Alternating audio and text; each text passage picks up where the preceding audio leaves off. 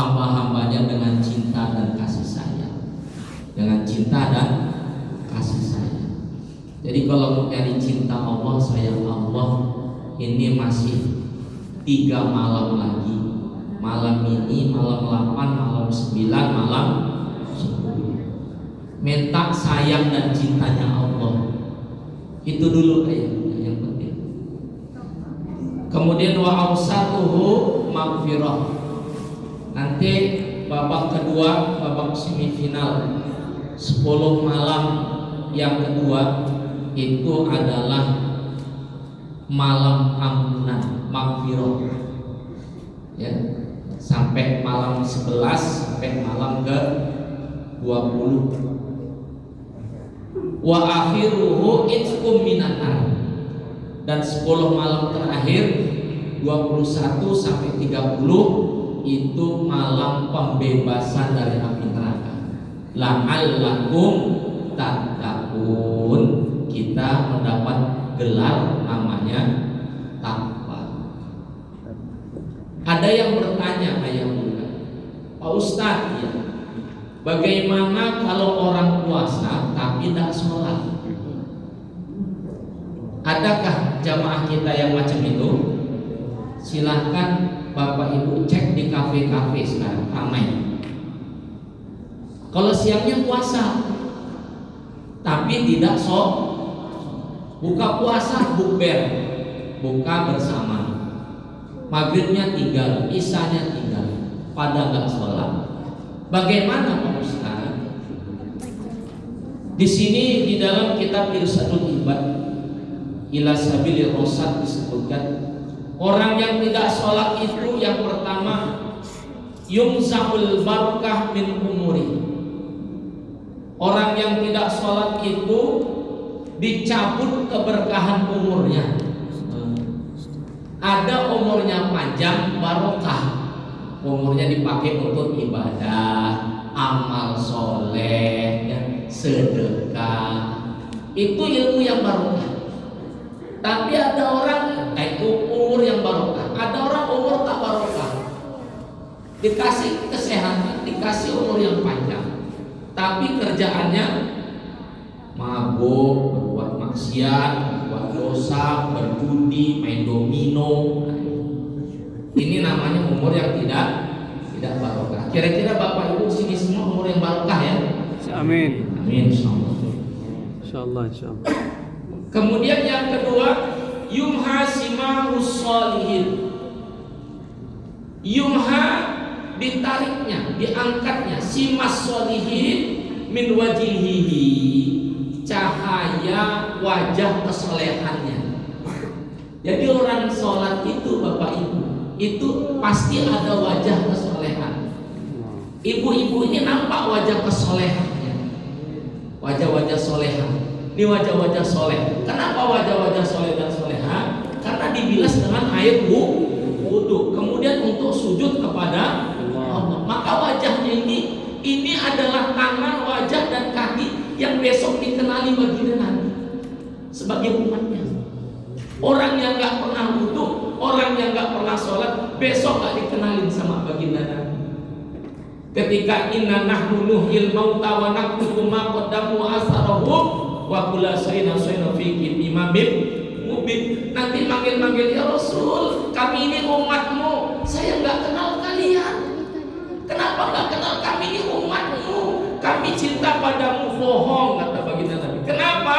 Karena nggak ada simas sholihin fi wajhihi, karena nggak ada cahaya kebaikan kesolehan. Nanti ayah bunda ini tangan, wajah, kaki kita bersinar di akhirat. Amin.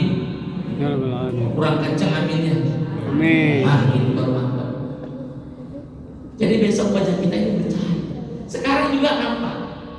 Bapak Ibu bandingkanlah ayah bunda orang yang gak pernah sholat tuh.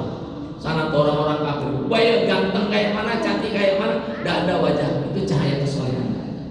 Tapi orang-orang beriman yang dibilas wudu, dipakai untuk ruku, dipakai untuk sujud, itu ada wajah kesoleh dan solehan. Ya bunda yang dimuliakan Allah tabaraka wa ta'ala. Selanjutnya apa lagi? Kullu amali la ya'jurullah alaihi. Orang yang tidak sholat, sehebat apapun puasanya, itu puasanya gak dapat apa-apa. Dia zakat, infak, sedekah gak dapat pahala. Layak jurullah, Allah gak kasih ganjaran. Puasa mungkin ada manfaatnya, dia sehat, walaupun gak sholat dapat manfaat sehat fisik di dunia, tapi dia gak dapat apa.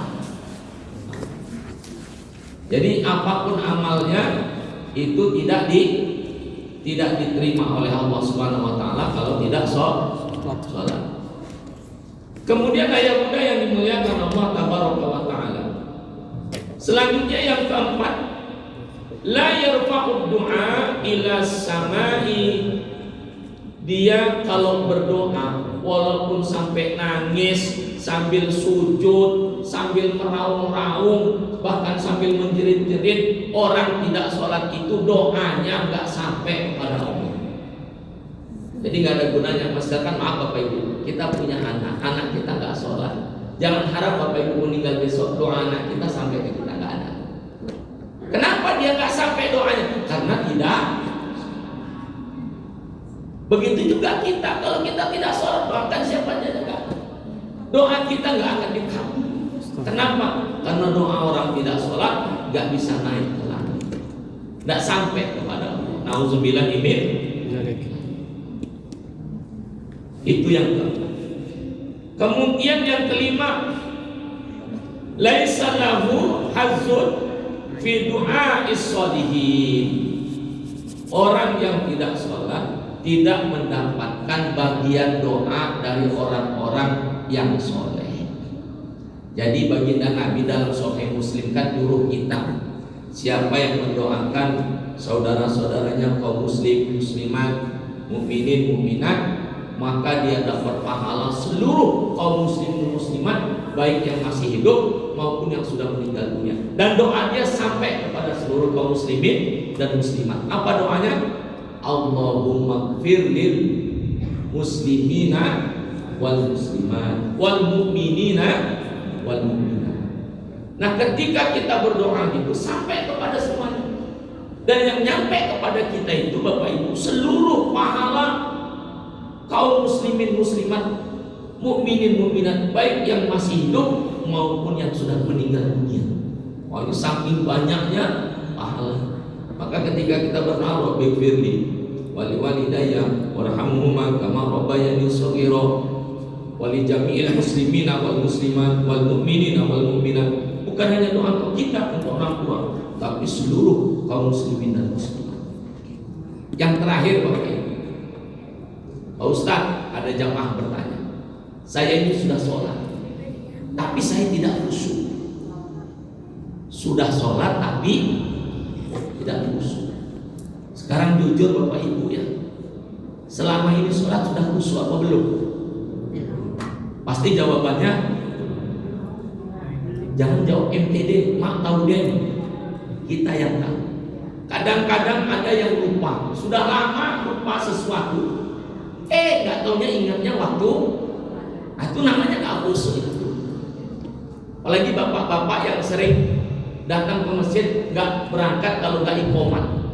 Kalau udah iqomat, Allahu Akbar, la ilaha illallah, baru gas sampai di masjid masbuk 2 rakaat. Akhirnya matikan Honda, langsung Allahu Akbar. Kunci. Akhirnya sholat yang diingat kunci. Padahal sholat lizikri, sholat itu untuk ingat Allah. Ini sholat yang diingat kunci. Ya Allah, selamatkan Honda, ya Allah. Akhirnya yang diingat Honda kunci. Waktu ruku, Allahu Akbar, dipegang kantong baju. Alhamdulillah, aduh ya Allah, selamat Honda. Atau namunnya tidak khusyuk. Ada Bapak Ibu yang macam itu? Jujur Pak. Astagfirullahaladzim. Jadi ayah bunda yang mulia, zaman baginda Nabi ada sahabat yang ditengok baginda Nabi setiap selesai sholat menangis. Ini kisah ada di dalam kitab Al-Mujamul Awsat. Artinya hadis ini diriwayatkan oleh Imam At-Tabrani. Biasanya Biasanya Bapak Ibu, orang nangis itu kan ketika sholat, betul apa betul? Mungkin ada masalah ya, atau ngaku dosa, sholatnya nangis. Allahu Akbar, nangis. Ini sahabat aneh, waktu sholat nggak nangis, sesudah sholat nangis. Makanya didatengin baginda Nabi. Wahai sahabat, iya, kenapa setiap habis sholat aku lihat kamu nangis? Ditanya begitu bapaknya, ini sahabat tambah nangis. Iya ya Rasul, aku ini punya masalah yang sangat besar ya Rasul. Masalah apa engkau sahabat? Ini aku nabimu. Sebesar apa masalahmu? Sama siapa masalahmu? Panggil orangnya, biar aku yang menyelesaikan masalah. Kata baginda Nabi. Sahabat tambah nangis. Tidak ya Rasul, masalahku bukan kepada manusia. Jadi kepada siapa? Kepada Allah Rabbul Jalal. Nangis sahabat itu. Astagfirullahaladzim, kamu punya masalah dengan Allah? Iya. Masalah apa memangnya kamu dengan Allah? Begini ya Rasul, sepanjang hidup saya, mulai dari masuk Islam bersamamu sampai saat sekarang ini, sekian banyak sholat yang aku kerjakan, sekian lama sholat yang aku kerjakan, aku sholat gak pernah khusyuk ya Rasul. Padahal aku sudah berusaha khusyuk, tapi setan menyesatkan aku. Khusyuk lagi, setan menyesatkan aku. Kata sahabat itu sambil nangis. Mendengar percakapan sahabat itu, baginda Nabi juga ikut nangis. Dipeluk sahabat itu. Apa kata baginda Nabi? Demi Allah wahai sahabat, sesungguhnya sholatmu itu diterima oleh Allah. Engkau itu masuk surga. Kamu sholat gak khusyuk? Iya. Sudah berusaha khusyuk? Iya. Tapi susah khusyuk? Iya. Demi Allah sholatmu diterima dan engkau masuk surga wahai sahabat. Karena kasih sayang Allah itu amatlah luas dan amat tinggi sampai ke cakrawala semesta alam ini. Menangislah sahabat Abad. Ya Rasul, terima kasih. Sekarang aku sudah tenang. Lalu baginda Nabi menceritakan bahwa kasih sayang Allah, rahmat Allah itu bagaikan seorang ibu yang mengajarkan jalan anak masih kecil. Jadi kalau ada seorang ibu punya anak kecil belum pandai jalan, diletak anaknya menjauh dari ibu itu, betul apa betul? Lalu apa kata ibunya? Ayo sayang, bangkit sayang. Ayo jalan sayang, jalan sini. Anaknya membangkit, mama, jatuh lagi, bangkit lagi sayang sini. Melangkah selangkah, 2 langkah, jatuh lagi. Sampai tangannya terluka, sampai kakinya terluka, meleleh air mata emaknya. Sini sayang, cepat sayang. Akhirnya begitu tertatih, akhirnya bisa jalan susah. Tergapailah tangan ibunya, lalu dipeluk, anaknya dicium. Wahai anakku, mana yang sakit? Ini yang luka, diciumi yang luka oleh ibunya. Sambil ibunya berkata, ibu itu tak jahat sayang. Ibu pengen kamu jadi anak yang hebat, kamu pandai berjalan. Dicium nangis ibunya. Kata baginda Nabi, rahmat, kasih sayang, cinta Allah beribu-ribu kali lipat melebihi cinta dan sayang seorang ibu kepada anaknya. Jadi ayah bunda, apapun masalah kita, ingatlah kata baginda Nabi, la tahzan, jangan sedih, jangan ragu, jangan bimbang. Innallaha ma'ana, Allah bersama kita. Ya Pak ya, satu saat Bapak ada masalah, ada ujian, hapus air mata. Kita laki-laki, saya suami, saya aku, saya harus hebat. Begitu juga ibu. Jadilah ibu yang terbaik. Apapun penderitaannya, apapun sakitnya, jangan pernah keluh, menangislah di hadapan Allah. Katakan pada Allah, hasbunallah, hasbiyallah, wa ni'mal wakil, ni'mal maula, wa ni'mal nasir.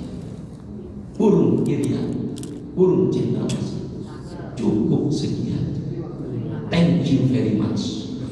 Itu saja, mudah-mudahan bermanfaat.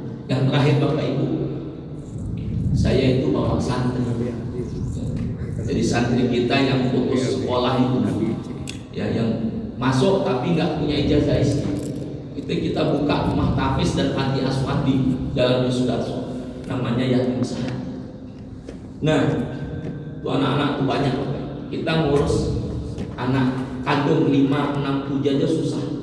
Di pondok kami itu banyak anak-anak yatim, anak-anak tua.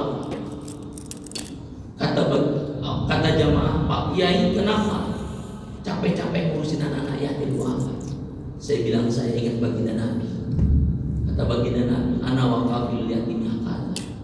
Kalau kalian mau masuk surga bersamaku, dekat di surga besok, saya minta yatim. Jadi Bapak Ibu yang mau bantu untuk biaya berbuka sama sahur serta biaya pendidikan anak santri kita yang ambil sanad Hafiz Tasmim Kubro di Jawa Timur dan sekarang sudah khatam 30 juz, tinggal daurahnya saja. Silakan Bapak Ibu.